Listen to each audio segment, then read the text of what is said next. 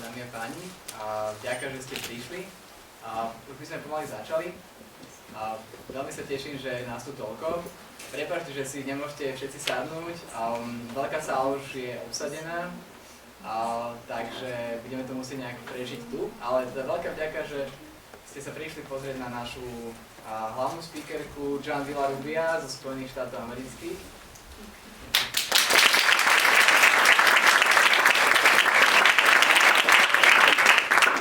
Krátkosti predstavím.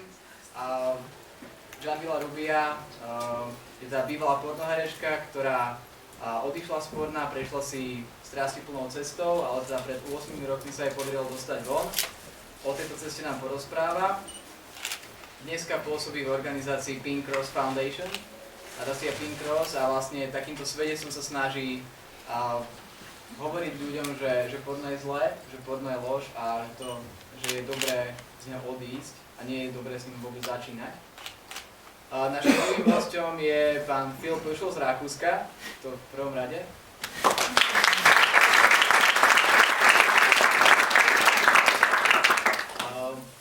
Phil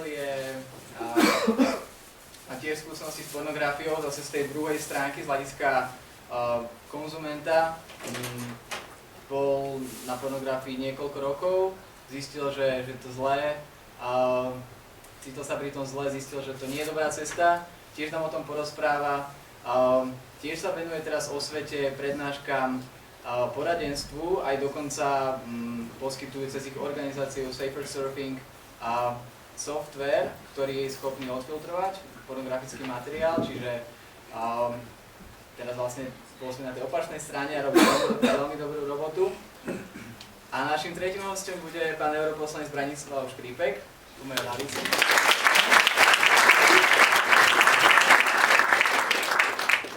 Azda netreba veľmi predstavovať, ale dneska je tu v súvislosti s tým, ako jeden z iniciátorov petície Nahota na predaj. Prečo toto vlastne robíme? Prečo otvárame tému pornografie ako Fórum života? Tak je to preto, lebo cítime, že je to problém. Iba pár čísel. Podľa údajov zo spoločnosti Webroot, ktorá je firmou, ktorá sa zaoberá teda bezpečnosťou na internete, na každú sekundu pozerá pornografiu na internete vyše 28 000 ľudí. Hej. Ročný obrat pornografického priemyslu je 97 miliárd $. Tretina používateľov internetu už mala skúsenosť s tým, že bola vystavená nevyžiadanému pornografickému obsahu. K tomu, podľa štúdie Proven Man Ministries, ktorá bola aj citovaná denníkom Washington Times, tak až 2/3 mužov Spojených štátov amerických pozerá pornografiu aspoň raz za mesiac. Podľa iných zdrojov je to približne 30% žien. Čiže, a nemyslíte si, že je to len Amerika, podobné čísla môžu veľmi dobre platiť aj pre Slovensko, aj pre Európu. Čiže pornografia sa týka nás všetkých, je to problém a my sme sa rozhodli sa tomu postaviť a povedať si tak otvorene, o čom to je, a teda, že porno je lož. Pod týmto názvom robíme tieto prednášky a to preto, pretože pornografia vlastne istým spôsobom zúžený pohľad na človeka, je to klamlivý pohľad a neposkytuje pravdu. Hej. A ďalej tento porno priemysel, ako som už naznačil, tak zarába tieto astronomické sumy vďaka tomu, že zneužíva mužov a ženy a že ich používa proti ich ľudskej dôstojnosti. Hoci to nevidno, hoci na obrazovku vidíte niečo úplne iné, tak v realite je za tým veľké utrpenie, ako vám Jan povie. A mnohí pornoherci a pornoherečky končia svoj život samovraždou, o čom sa tiež až tak veľa nevie. Jan mi dneska povedala, že od roku 2014 takto zahynulo to nielen samovraždou, ale odišlo zo sveta približne 200 herečiek, hercov, ktorých len ona poznala. Čiže nekončia moc dobre. Potom A by som chcel tak ešte poznamenať, že tento priemysel útočí na také tie najnižšie city a zmysly a chytá do pasce ľudí, ktorí pornografiu sledujú a zotročuje ich. To vedie k vnútornej neslobode a človek môže fakt uviaznuť v takom virtuálnom svete, v Matrixe, z ktorého už nie je ani návratu, ktorý mu len dávkuje príjemný pocit bez ukotvenia v realite. A navyše môžu sa do kontaktu s pornom dostať aj naše deti, ktoré tým, že majú dneska smartfóny, tablety a prístup na internet úplne bežne, tak je to veľmi, veľmi jednoduché. Jedným klikom si dieťa niečo pozrie, ani to nemusí chcieť, hej? Môže to vyskočiť nejak samé. Takže toto všetko nás vedie k tomu, že toto nebezpečenstvo je dneska ešte o mnoho väčšie, ako bolo kedysi. A preto sme sa rozhodli spraviť tieto prednášky. A ešte by som poznamenala, že to robíme v spolupráci s organizáciou Pink Cross Slovensko, ktorej zástupcovia tu tiež sú. Ale my ako Fórum to tak viacej organizačne zastrešujeme, ale aby sa rozumelo, že sme v tom spoločne. A toto je organizácia, ktorá možno ako jediná sa tak nejako viacej venuje problematikou pornografie, osvety a aj reálnou pomocou bývalým pornoherečkám.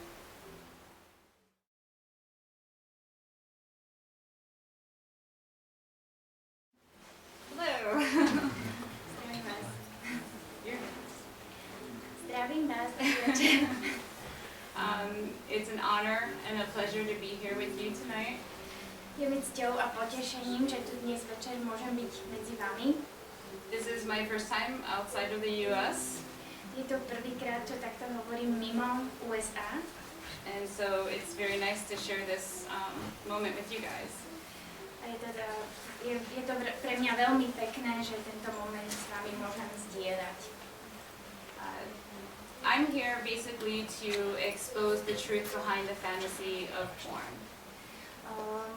Mojou hlavnou úlohou dnes večer tu je vlastne povedať vám pravdu, ktorá sa skrýva za tou fantáziou alebo za tou virtuálnou realitou porna. Many people think that porn is glamorous, that the women enjoy what they do, and it couldn't be further from the truth. Mnohí ľudia si myslia, že porno je niečo také atraktívne, že sa to ženám páči, že to robia, ale ja som vám prišla povedať, že je to lož. There's a lot of horrible trauma and abuse that goes on behind the scenes of a porn set that you'll never see on film. Že vo filmoch neuvidíte nikdy všetku tú traumu a všetku tú hrôzu, ktorá sa deje v tom zákulisí. My story is very similar to a lot of the women who enter into the porn industry. A môj príbeh je veľmi podobný príbehom mnohých žien, ktoré vstúpili do tohto priemyslu porna.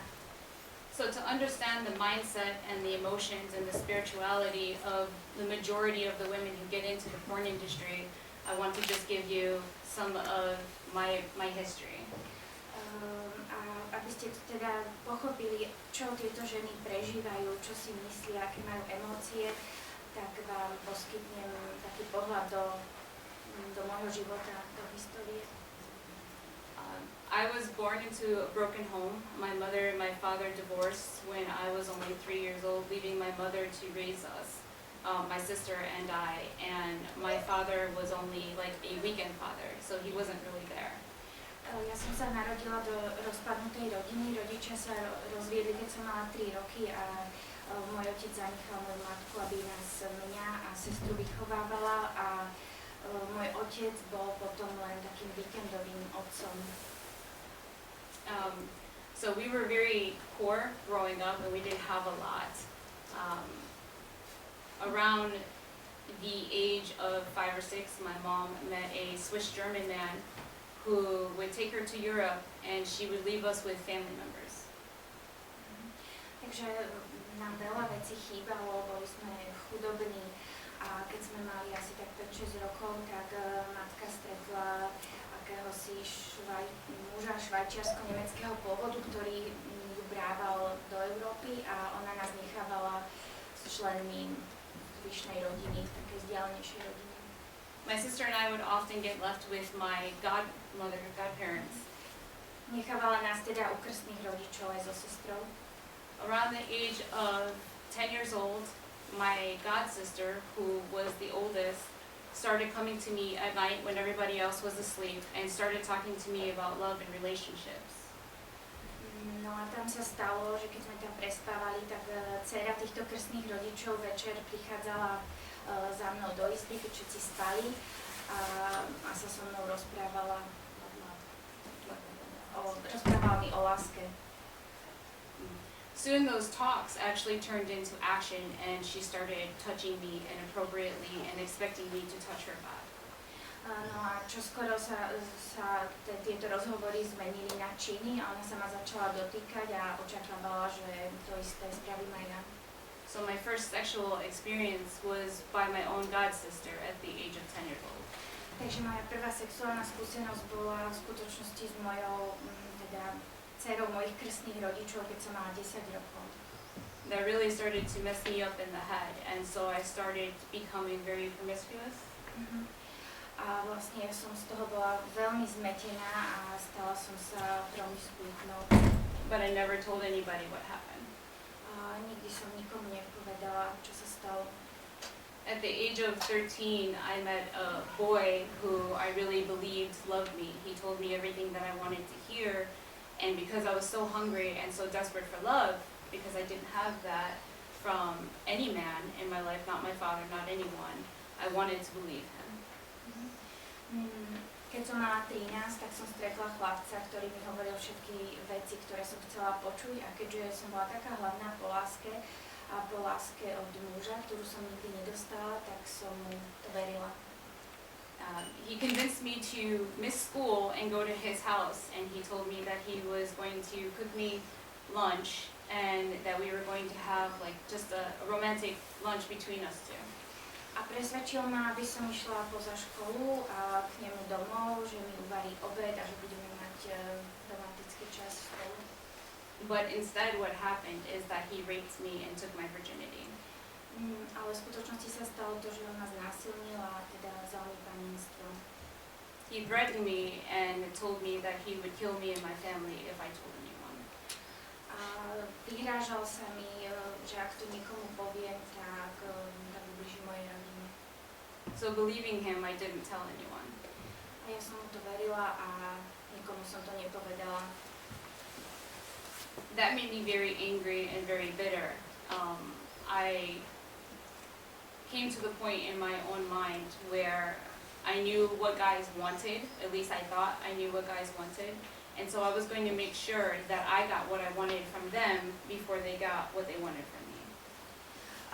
Bola som z toho veľmi nahnevaná, aj zatrpknutá a dostala som sa do bodu, že myslela som si, že chápem, čo chalani odo mňa chcú. A teda rozhodla som sa, že ja budem tá prvá, ktorá si vezme to, čo ja chcem. And so this is the mindset already at such a young age that most of the girls who get into the porn industry are already in. They're so good at acting on screen in such violent scenes because they have all of this bitterness and hatred inside already. To je už také nastavenie mysle, ktoré je podobné u mnohých dievčat, ktoré neskôr sa dostanú do tohto priemyslu a sú schopné vďaka tej trpkosti, ktorú majú v sebe, vďaka tým skúsenostiam, sú schopné zahrať mnohé násilné scény. At the age of 15, I met someone who was wounded and traumatized like I was. He had been abused by his mother physically and had been abused by a man sexually. Keď som mala 15, stretla som chalana, ktorý bol podobne traumatizovaný a bol vlastne fyzicky zneužívaný svojou matkou a sexuálne zneužívaný svojim otcom. I was convinced that if I showed him what I thought or my idea of love was, that there was no way that he would ever hurt me. Ja som bola presvedčená, že ak mu ukážem čo je to láska, čo som bola presvedčená, že láska je, čo je ten ideál, tak on mi určite nikdy neublíži. So at the age of 15 we started having sex, and at the age of 17 I became pregnant. Keď som mala 15, tak sme začali spolu pohľadne žiť a v 17 som otehotnela. In order to avoid being kicked out by my mother, she made me marry him. A teda, aby ma matka nevykopla z domu, tak ma prinútila, aby som si ho vzala, aby sme sa zobrali. I knew it was a mistake, but I had to do what she did. Vedela som, že robím chybu, ale musela som spraviť to, čo mi hovorila. He wouldn't work and he wouldn't keep a job, and I was working 2 jobs while trying to go back to school.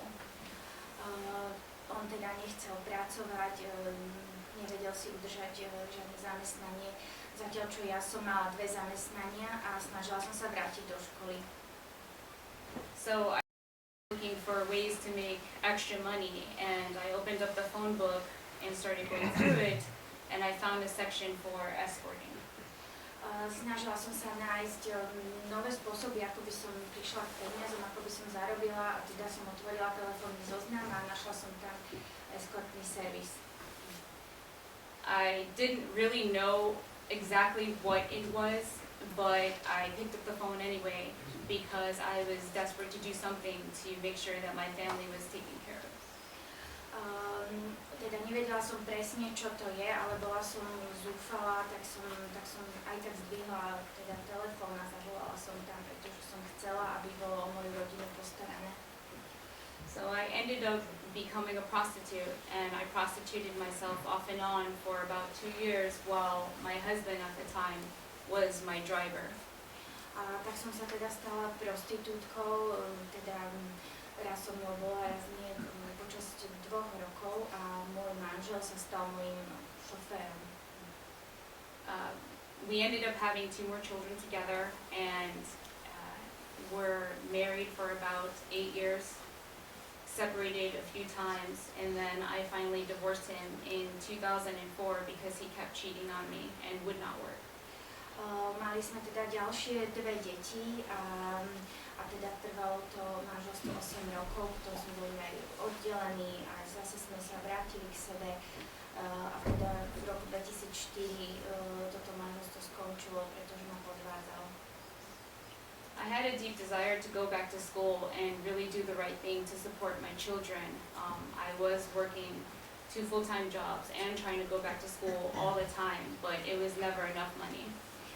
Ja som strašne chcela spraviť správnu vec, vrátiť sa do školy, vlastne zarobiť peniaze pre deti. Mala som 2 práce, 2 zamestnania, ale sa mi nedalo sa to zvládnuť. So I started looking online, and I found a site that was advertising for models. Tak som sa pozrela teda na internet a našla som tam stránku, kde bola reklama, alebo teda kde bol inzerát pre modelky. So I went to the house that was advertising for the models, and when I got there, they wanted me to do what they called some test shoots. Takže ja som išla do toho domu, kde teda údajne hľadali tie modelky a oni mi povedali, že potrebujú urobiť nejaké také testovacie filmy alebo testovacie snímky. It was a private apartment with just 2 men in there. I didn't know what to expect, and after the test shooting was done, they then told me that I needed to take off my clothes.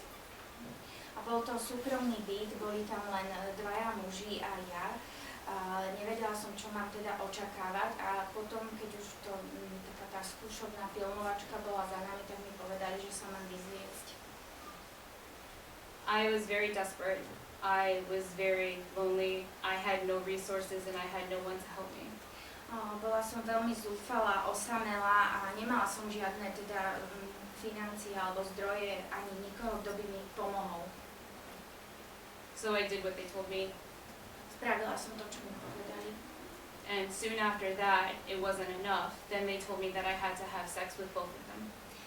A čoskoro na to mi povedali, že ešte musím mať teda pohľadný styk s obidvoma týmito mužmi. And if I didn't agree, they sat there holding my money and they told me that I wouldn't get paid. A ak by som teda nesúhlasila, držali peniaze a hovorili mi, že mi nezaplatia. So I did it. Tak som to spravila. I was sick to my stomach afterward and I promised that I would never do anything like that again. A bolo mi z toho navracanie a som si slúbila, že už viac toho nespravím. I was just happy that I had money to go home and feed my children. Bola som šťastná, že mám peniaze, ktoré vezmem domov a nakrmím deti. 6 months down the line, I found myself in the same situation. Ale o 6 mesiacov neskôr som bola znovu v tejto situácii. A couple of people had seen the first film that I had done, and what you don't realize is that once you do one, it's out there forever, because you sign a contract that you don't understand, and they can do anything they want with it. A teda zopár ľudí videlo tento film a čo si teda neuvedomujete je, že podpíšete nejakú zmluvu, ktorej nerozumiete a to, čo sa natočí, je už vlastne vonku a nedá sa to nejako stiahnuť. You're literally signing your rights away. Yeah. A vlastne podpisujete si taký ortiel smrti. So some of the friends that had seen it convinced me that I should go back online and get back involved in the porn industry. Niektorí, dokonca moji priatelia, ktorí videli tieto veci na internete, ma presvedčili, že ja sa mám vrátiť do tohto priemyslu. So I put out an ad on an adult website, and 5 minutes later there was like hundreds of calls. A dala som si inzerát na takúto stránku pre dospelákov a už o 5 minút som mala stovky hovorov. Not even 3 days later, I was out in California to do another porn. A ani nie za 3 dní už som bola naspäť v Kalifornii, aby som robila ďalšie natáčanie. There was nobody there to protect me. There was nobody there to warn me about what I was about to get into. There was nobody there to explain the dangers and the diseases that I was opening myself up to. There was nobody there to keep me protected from the harms that I was about to face. A teda neexistoval nikto, kto by ma ochraňoval, kto by ma nejak varoval, kto by mi povedal, čo ma môže čakať, aké nebezpečenstvá, aké choroby a čomu budem musieť čeliť. Neexistoval nikto taký. I was in the porn industry for about a year and a half. A v tomto priemysle som zotrvala rok a pol. The whole reason that I got into the porn industry was to provide for my children. A pritom jediným dôvodom, prečo som do toho vstúpila, bolo to, že som sa chcela postarať o svoje deti. And although nobody forced me to get into the porn industry, A keď ma nikto do toho nenútil, once you're there, it's very hard to get out. a ak sa tam už raz dostanete, tak je ťažké z toho odísť. Pornography is sex trafficking. Lebo pornografia je obchodovanie so sexom. It's very exploitive, and they coerce the girls to do hardcore scenes that they never said that they would do. A je to teda veľmi je to priemysel, ktorý tvrdo zneužíva ľudí a presvedčí tie dievčatá, aby teda vstúpili do takých tvrdých scén, o ktorých oni predtým si myslia, že toto by nikdy nerobili. The porn industry doesn't care about human life. You're nothing more than a dollar sign to them.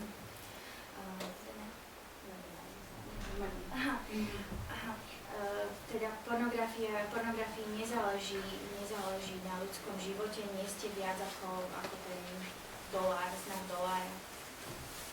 They don't care if they hurt you. They don't care what your situation is. They don't care about the value of human life. Nezáleží im na tom, či vám ublížia, aká je vaša situácia, nezáleží im na ľudskom živote. They kick, they punch the women, they beat them, they rape them, they hold them against their will. Oni teda tieto ženy kopú, sáču do nich, znásilňujú ich, držia ich teda proti ich vôli zavreté. If a woman tries to leave the industry, especially if she's a popular actress, then the porn producers and agents start threatening her. Ak nejaká žena sa snaží odísť z tohto priemyslu a najmä ak je teda populárnou herečkou, tak títo producenti sa jej začnú vyhrážať. You're constantly exposing yourself to diseases. About 65% of the women, especially in the porn industry, have herpes.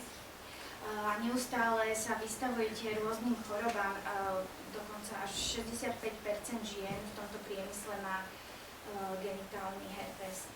And when you start in the industry at a younger age, the average life expectancy of a porn star is only about 36 years old. A ak začnete teda pracovať v porne, tak v mladom veku, tak očakávaná životnosť je len 36 rokov. There's been about 200 porn stars that we know of that have died just since 2014 from AIDS and from homicide and from suicide and from medical and accidental reasons. 200. Čiže len od roku 2014 vieme o 200 obetiach pornografie, ktorí zomreli pre rôzne dôvody, či už samovraždou, následkami rôznych chorôb alebo teda neľudského zaobchádzania. Many of the porn actors and actresses choose to hang themselves. A mnohí títo herci si radšej vyberú to, že sa obesia.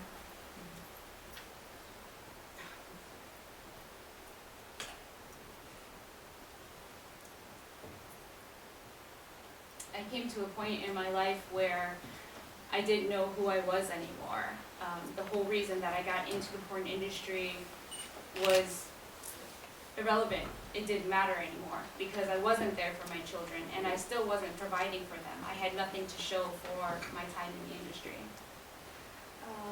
Ja som sa dostala do bodu, keď už som vlastne nevedela, kto som a už ten dôvod, prečo som do toho vstúpila, nebol vôbec dôležitý, pretože už som ani neposkytovala tú starostlivosť mojim deťom, vôbec som s nimi nebola a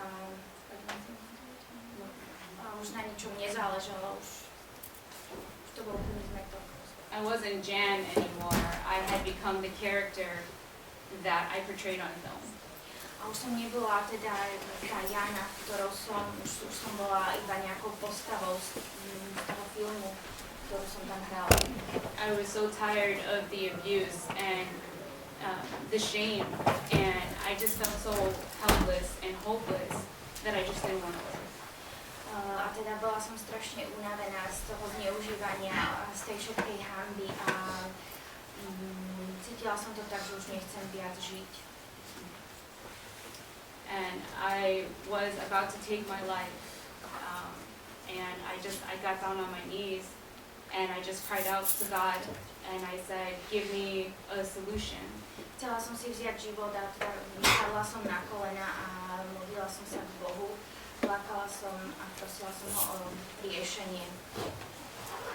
After a couple hours of crying and praying, I went online and I searched for porn help. Teda po niekoľkých hodinách plaču a modlitby som išla na internet a našla som pomoc online. And that's when I found Shelley Lubin. A tak som našla Shelley Lubin, who now runs the Pink Cross Foundation. Ktorá teraz vlastne má nadáciu Pink Cross, vedie nadáciu. And ever since then, I've been helping her reach other people in the industry and expose the truth behind the fantasy of porn. A vtedy jej stále pomáham, teda sprostredkovávame spolu tú pravdu, ktorá je za týmto biznisom a teda snažíme sa pomáhať ľuďom. We've helped change and affect laws and implement laws in California. Dokonca sme pomohli zmeniť zákony a implementovať zákony v Kalifornii. And we've helped to shut a lot of porn companies down. A pomohli sme teda zatvoriť mnohé pornografické spoločnosti. So if you think that you can't make a difference, Ak si myslíte, že vy nemôžete priniesť nejakú zmenu do spoločnosti, because you're just one person, pretože ste len jedna osoba, you're wrong. nie je to pravda.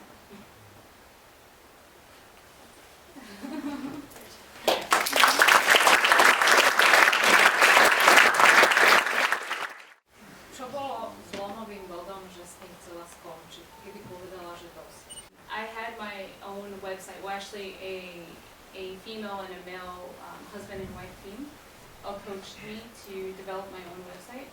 Mala som v skutočnosti svoju vlastnú web stránku, nejakí teda manželskí partneri ku mne pristúpili a mi s tým pomohli. And they promised me financial independence and freedom from dealing with the other porn producers. A mi slúbili finančnú nezávislosť, že som nemusela spolupracovať s tými ostatnými producentami. Because they knew that I was being threatened by them. Vedeli, že sa mi vyhrážajú. And then a few months after developing the website, A o niekoľko mesiacov potom, čo som založila túto web stránku, he started using the website against me. on, asi ten producent, začal používať tú web stránku. Yeah. Is this the couple? Yeah. Aha, ten manželský pár začal zneužívať tú web stránku proti mne. The man started using it as a tool to get sex from me on the side. Čiže muž to používal na to, aby ako nástroj, ako získať sex so mnou na tej stránke.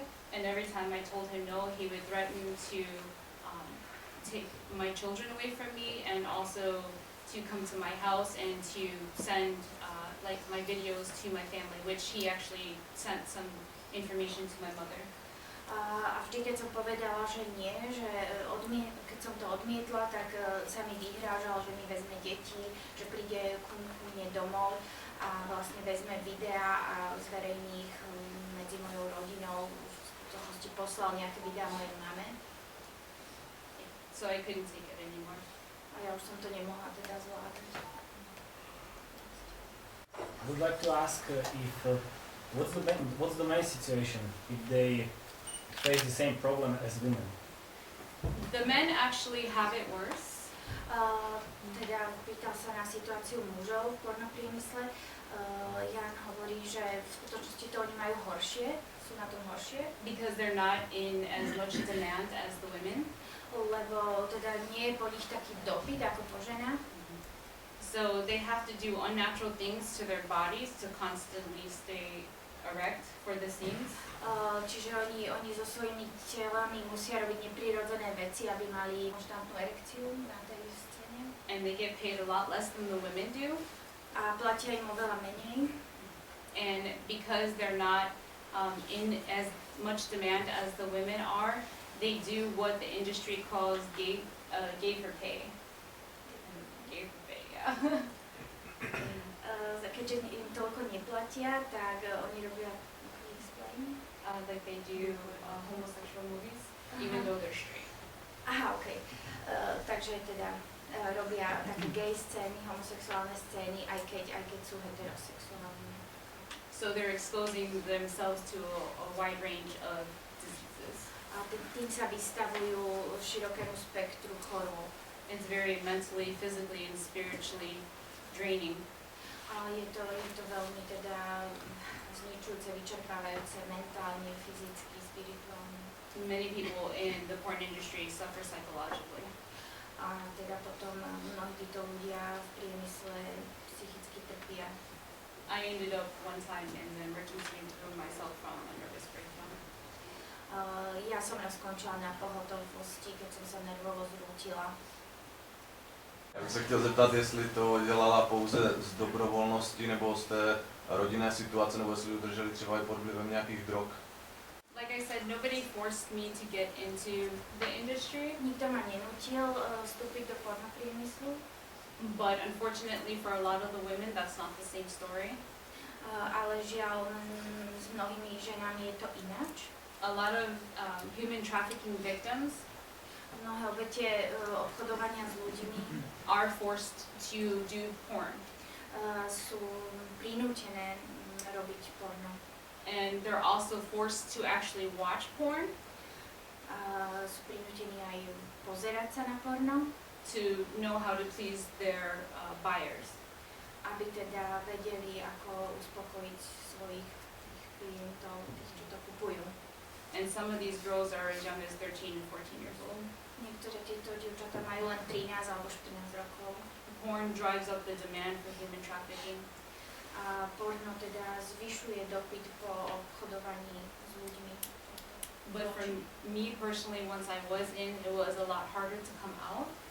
Ale pre mňa osobne, keď som už bola teda z toho súčasťou, bolo oveľa ťažšie vystúpiť z toho. Because the porn producers and agents learn your weaknesses, they learn what you're suffering from, they learn your situation so they can use it against you.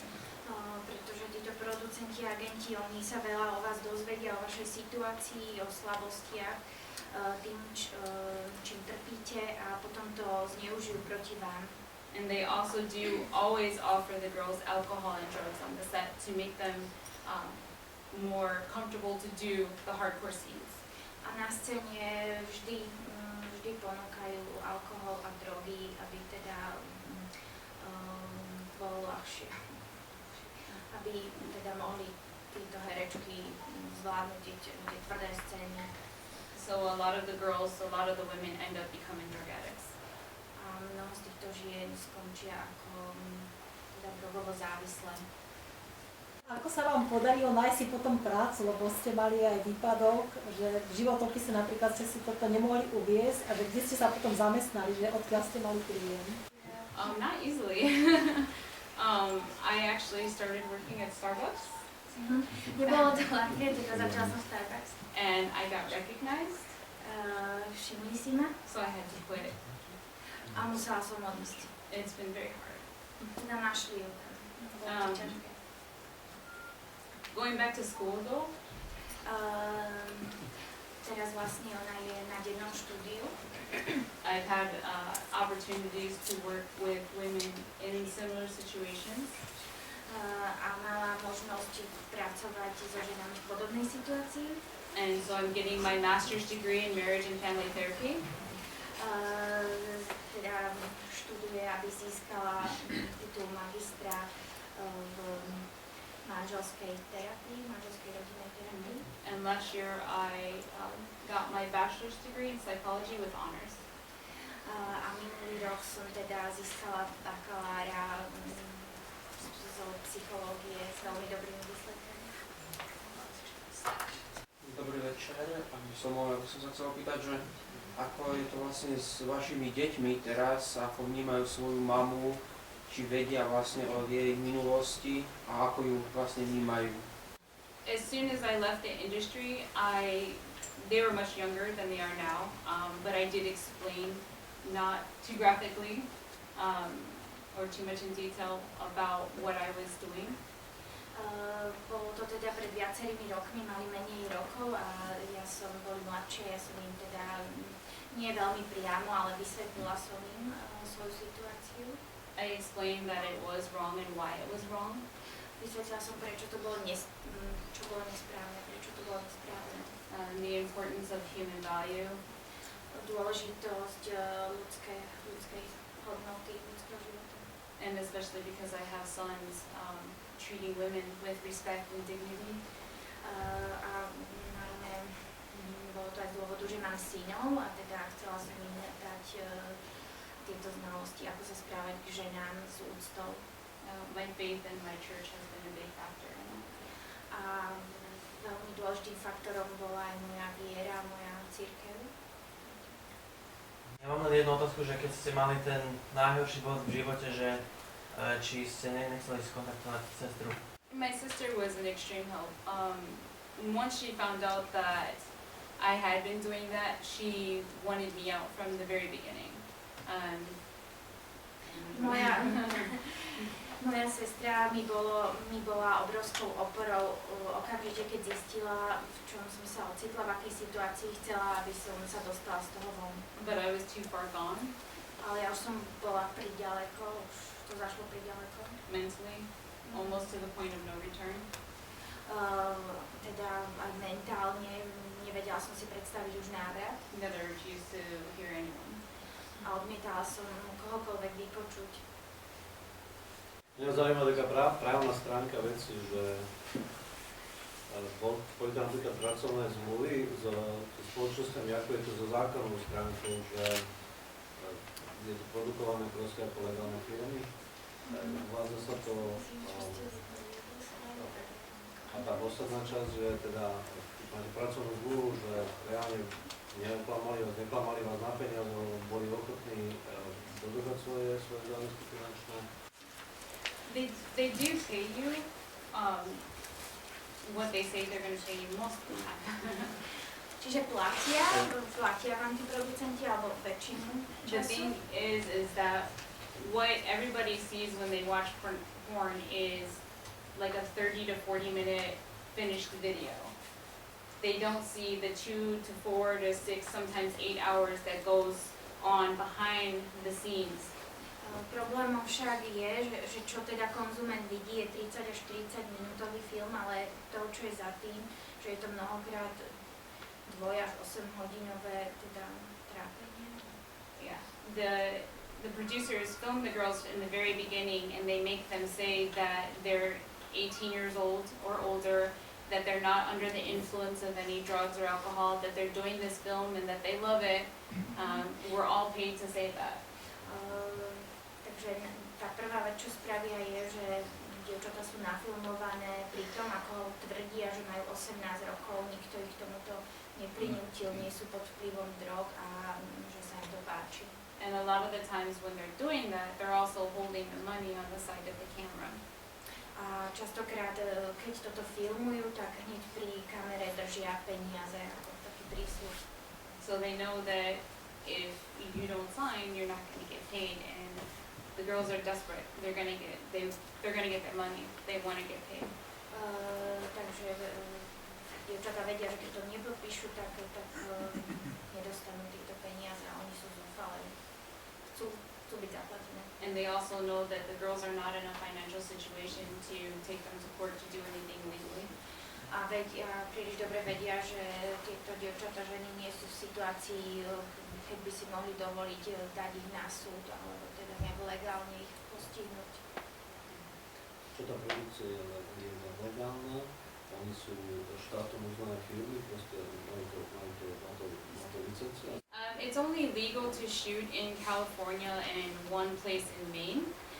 Takže je to legálne toto filmovať len na jednom mieste v Kalifornii, v Maine. Most of the producers will film in private houses and private mansions all over the place. Väčšina producentov filmujú teda na nejakej domácej pôde, v súkromných bytoch, sídlach, domoch. And they'll purposely do this with an all-male set so that they can track the girls. Teda úmyselne to robia tieto scény tak, že je tam veľmi veľa mužov, aby tieto dievčatá boli ako keby v pasci. Because they don't want to follow laws. Follow laws. Laws. Okay. Sorry. Teda nechcú dodržiavať zákony, samozrejme. Či ma zaujímalo, že či si myslíte, že či existuje šťastná pornoherečka? No. We're all paid. The majority of the girls in porn are paid to say that we love what we do. We're trained that way. We can instantly put on a smile and say, I love what I do. We're paid to do it. If we don't say it, then we're not going to get paid to do it. Čiže určite si nemyslím, že šťastná pornoherečka existuje. My sme platené za to, aby sme toto hrali, že sme šťastné, aby sme hovorili, nám sa to páči. I don't know of any little girl that dreams about becoming a porn star. Určite nepoznám žiadne dievčatko, ktoré sníva o tom, že by bolo pornoherečkou. Ja som sa chcel spýtať, chcel sa dozvedieť niečo viac o rozpoložení tých mužov a tých producentov, že čo sú to vlastne za ľudia, že prečo sú takí, ako sú a prečo tak pristupujú k ľuďom.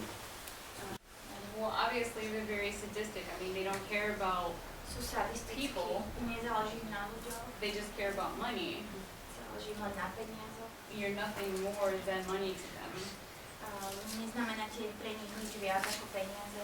And as long as they can keep making money off of you, they will. A pokiaľ budú vedieť z vás, teda na vás zarobiť peniaze, tak budú robiť. And when you become no more use for them, A keď už vás nebudú vedieť použiť, they'll just find the next person who's suffering. Nájdu si niekoho ďalšieho, kto bude trpieť. They feed off. Question: what does the porn industry think about your work, Pink Cross yourself? Do they threaten you, or are you really a danger? Not really, sort of. Oh yeah, we're a danger. We definitely made an impact. I definitely, like I said, I mean, I'm an adamant Christian, and even though the Pink Cross Foundation is Christian based, we don't put regulations on people like you have to be Christian in order to come to us for help. Sorry.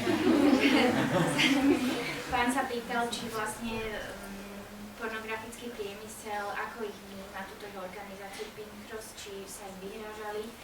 A teda Jan hovorí, že určite spravili teda veľa pre tú zmenu, mali veľký vplyv a veľa robí aj fakt, že ona je teda zanietenou, oduševnenou kresťankou. A v rámci tejto organizácie nehovoria nikomu, že musíte byť kresťan, aby sme vám pomohli. We've been sent hate mail, we've been stopped in the middle of porn conventions and they've tried to start fights with us, we've received death threats. Takže keď sme skúšali teda dať do platnosti niektoré zákony, vyhrážali sa nám smrťou, But it's not going to stop us. Ale nás to nezastaví. Ja by som sa chcela spýtať, že určite po tom všetkom, čo zažila, tak to bude také veľmi stigmatizujúce. A ďakujem za to, že v podstate s takou odvahou vystúpila, veľmi otvorene hovorila o tom, čo prežila. A chcem sa spýtať, že kedy nastal ten bod, kedy bola odhodlaná o tom takto otvorene začať hovoriť, či k tomu bolo treba aj nejakú takú terapiu. Honestly, it happened very suddenly. Mám pravdu povediac, stalo sa to veľmi náhle. Almost as soon as I got out of the industry. Takmer hneď, ako som sa z tohto priemyslu vyhrabala. I felt like the nudging from God to go back in 4 months later to the porn convention with Shelley. Teda o 4 mesiace som, alebo teda hneď som pocítila, ako keby ma Boh teda pobádal, aby som sa spojila s touto pani Shelley. And reached my fans who knew me as the actress and also reached the actresses. Aby som teda zasiahla, oslovila dokonca aj tých mojich fanúšikov, ktorí ma poznali ako herečku a ďalšie herečky. It was very scary. Bolo to teda také strašidelné. But I had faith that God would take care of the rest. Bála som sa, ale verila som, že Boh sa postará o zvyšok. Jeden veľký potlesk pre Žan.